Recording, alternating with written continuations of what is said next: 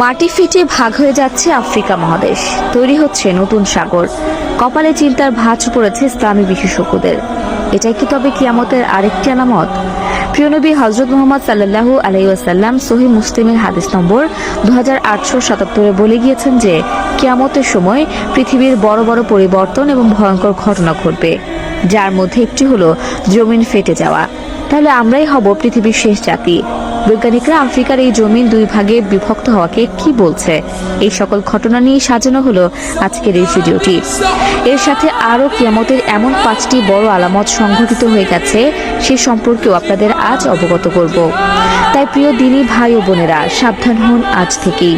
সব ভুলে যারা দুনিয়াবী মায়া পড়ে আছেন, তারা একবার চিন্তা করুন, দুনিয়া জীবন শেষে আখিরাতে আপনি আল্লাহর সামনে কি নিয়ে দাঁড়াবেন। তাই ভিডিওটি সবার কাছে শেয়ার করে দিন এবং সবাইকে আল্লাহর পথে আসার জন্য আহ্বান করুন। তো চলুন ভিডিওটি শুরু করা যাক। প্রিয় দর্শক, আল্লাহ রাসূলের বলে যাওয়া অসংখ্য কথা সাহাবীরা বিভিন্ন হাদিস শরীফের মধ্যে লিপিবদ্ধ করে গেছেন। সে সকল ঘটনার মধ্যে কিয়ামতের কিছু আলামত বলা আছে। এর মধ্যে রাসূল সাল্লাল্লাহু আলাইহি ওয়াসাল্লামের কাছে হাদিসে যা সহিহ মুসলিমের মধ্যে বর্ণিত আছে যে কিয়ামতের পূর্বে ভূপৃষ্ঠের মাটি খণ্ড খণ্ড হয়ে যাবে, যা আমরা বর্তমানে কিছুদিন পরপরই শুনে আসছি। প্রায় দিনে খবর আসে কোনো একটি দেশের একটি ভূখণ্ড সেই দেশটির ভূমি ত্যাগ করে মাঝ সমুদ্রের মধ্যে গিয়ে একটি আইল্যান্ডে পরিণত হয়েছে। এছাড়াও কিয়ামতের আরো কিছু বড় বড় আলামত আছে, যেগুলো আমাদের সামনে প্রকট হয়ে গেছে।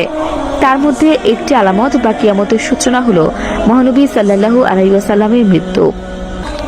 হাদিসে আছে, এক সাহাবী মহানবী সাল্লাল্লাহু আলাইহি ওয়াসাল্লামের কাছে কিয়ামতের বিষয়ে প্রশ্ন করলে মহানবী সাল্লাল্লাহু আলাইহি ওয়াসাল্লাম তার জবাব দেন, আমার মৃত্যু যেদিন হবে সেদিন থেকেই কিয়ামতের দিন গণনা শুরু হবে। তবে কিয়ামত কবে হবে তা কেবল মহান আল্লাহ তাআলাই জানেন। এর পরের আরেকটি হাদিসে মহানবী সাল্লাল্লাহু আলাইহি ওয়াসাল্লাম বলেন, নিয়ামতের পূর্বে খালি পায়ে বেদুইনরা উঁচু উঁচু মাকাম বানানোর প্রতিযোগিতায় নামবে।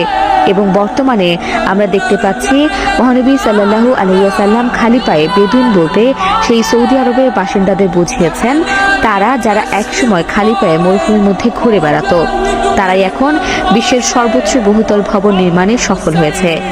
এছাড়াও মহানবী সাল্লাল্লাহু আলাইহি ওয়াসাল্লাম কিয়ামতের পূর্বের একটি বড় আলামতের কথা বলেছেন, যেটি হলো মসজিদে মুসল্লির সংখ্যা কম হবে এবং এলাকায় মসজিদের সংখ্যা বেশি হবে এবং মসজিদগুলো নানাভাবে চাকচিক্যের মাধ্যমে সাজানো হবে।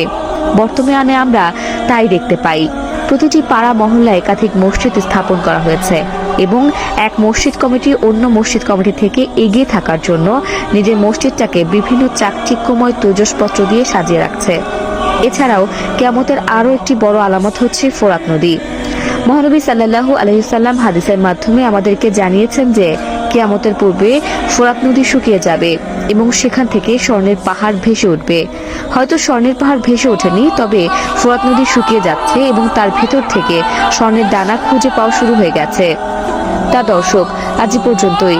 আবার আসবো নতুন নতুন সব তথ্য নিয়ে। সে পর্যন্ত সবাই ভালো থাকুন, সুস্থ থাকুন।